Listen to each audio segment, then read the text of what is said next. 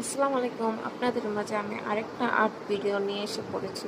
তো অনেকেরই আর্ট করতে হলে যদি আমরা কোনো রাউন্ড শেপের কোনো একটা বোর্ড নিয়ে থাকি তাহলে এটার মাঝখানটা বার করতে খুবই কষ্ট হয়। যে কোন জায়গাটাকে কিভাবে বুঝবো যে এটা মাঝখান, কোনো না কোনো কনফিউশন লেগেই থাকে যে না, এটা মনে হয় এক সাইড বেশি হয়ে যাচ্ছে আর এক সাইড কম হচ্ছে। তাই সবচেয়ে ইজি বই হলো আমি যেভাবে বার করি ঠিক এভাবে।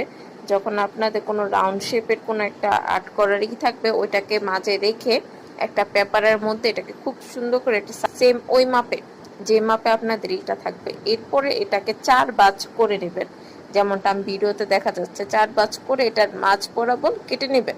তাহলে আপনারা এখানে এই বোর্ডটার মাঝখানটা কোনটা এটা খুব ইজি ভাবে খুঁজে বের করে ফেলতে পারবেন। এটা আপনাদের আর্ট করতে কমপ্লিট করতে খুবই ইজি হবে।